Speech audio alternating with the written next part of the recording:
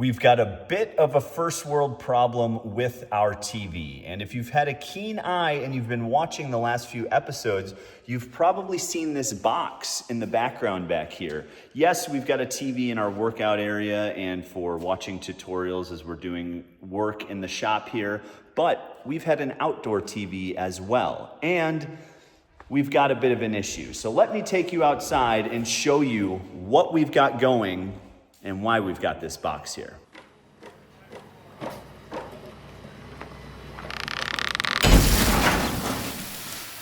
What's going on, guys? Welcome back to another episode of Detached Garage. Outdoor TVs aren't as durable as you think. They're certainly better than indoor TVs, but they still have a same common issue that indoor TVs are gonna have outside.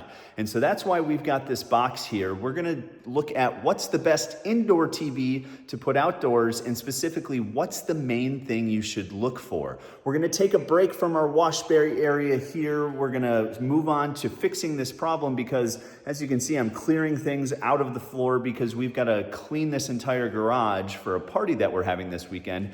And I wanna make sure we get a functional TV outside because we're gonna have a ton of people. So let me show you the first world problem that we're having issues with. So if you remember in some previous episodes, we did install an outdoor TV out here. And as you can see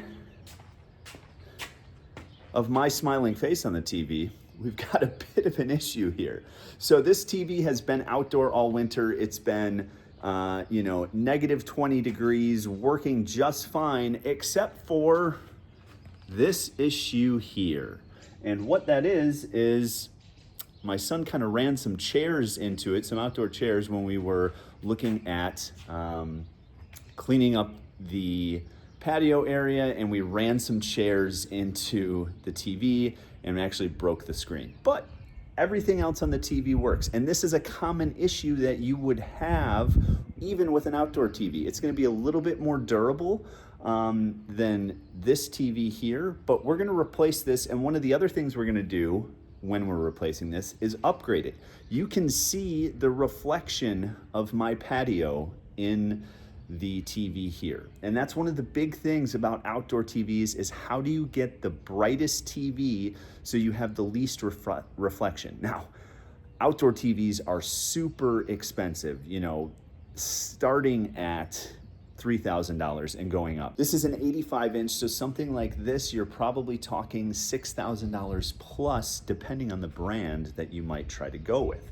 So we've got that Hisene U7 in there. This is a Hisene as well. It was a lower value model, and I wanted to get a lower value model just in case something like this happened, or it didn't survive the winter, or something like that. But overall, in this covered patio area that we have out here, the electronics of the TV fared very, very well. It did very well out here. There were no issues. And so let's get this TV pulled off. We'll kind of give you the before and after comparison here on brightness. This is the QD7, and we are going to the Hisene U7. I'll have links for everything in the description, including the mount that we use down below. So the first thing we're gonna do is we're gonna get the old box for this TV, because obviously you save a TV box. That's just what you do. So let's go inside. Let's put the stairs down from the upstairs, get this TV box down, and get this thing off of the wall so we have a place to put it and get this TV on the wall.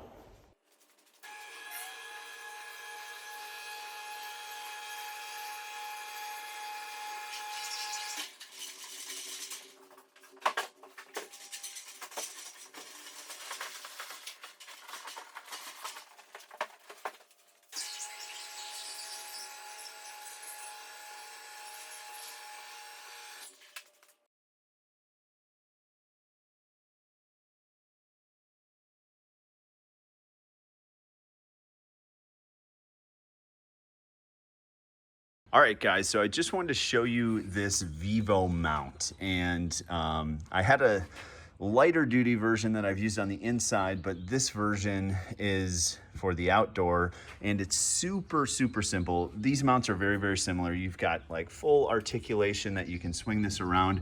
We typically keep it all the way up against the wall to get the best viewing angle, as well as prevent birds from making a nest back here. But you've got these little clips here that are just hand threaded in for this screw. And so you mount the mount onto the TV, and then you basically set it on this frame here. So once I get this out, then this little lock just kind of folds down. This is just a hand screw. So now you can essentially lift the entire TV off of this mount because it's just sitting on here with gravity. And again, it's close to a 100-pound TV. So I'm going to unscrew that one over there, and then I'm gonna get somebody to help me lift this off.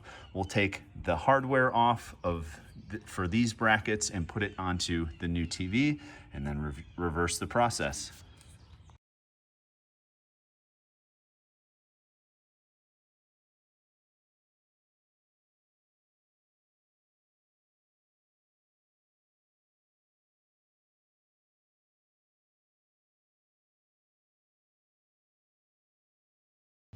All right, guys, so differences between the QD7 and the U7. The QD7 actually had nice handles on either side here. I think what we're gonna do is we're gonna leave it standing up like this instead of laying it down to put the rails on. Here's the bolts. So I think we can do this here where if we just leave it standing up, have somebody support it. Say hi, Lisa. Hi. Then we can take these bolts out and just put the brackets on and then lift it up and put it on the mount here. So Lisa will support it. I'll put these on. We'll get to it.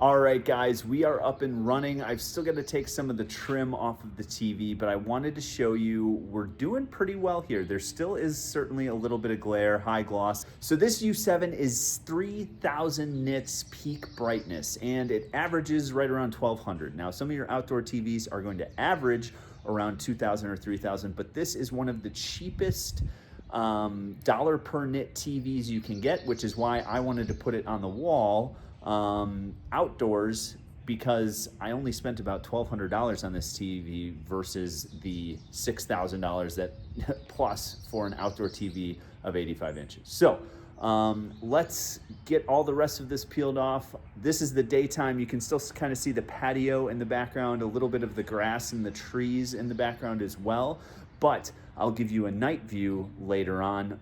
Let's get the rest of this packaging off the TV, and then we'll jump to that. All right, guys, we're gonna do the satisfying peel right here.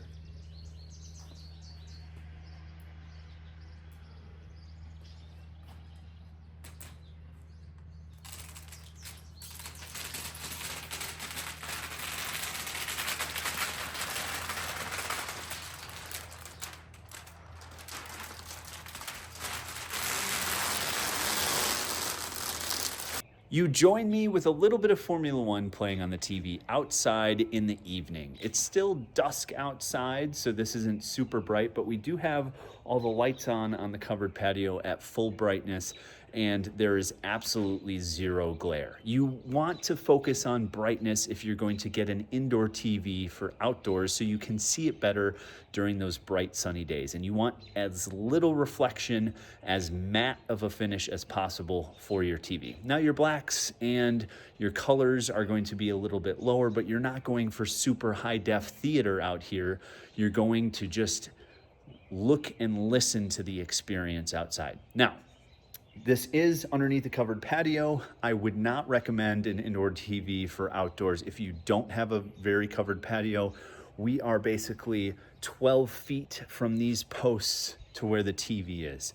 Big overhang. We do have this is like a 10-foot wall up here from the bottom of it to the ground down below, and so it's very covered.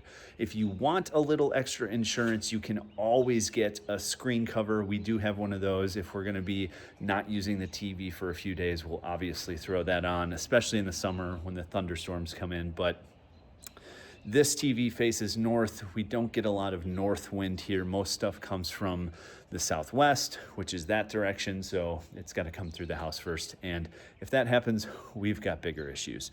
So let me know if you have any questions down in the comments below. Thank you so much for watching Detached Garage. I'll have links to everything, the cover, the TV, the mount, everything in the description below. If you haven't checked out the previous episode on how we hooked this up, I will put that right up here. Thank you so much for watching Detached Garage, and we will get back to the wash bay on the next episode.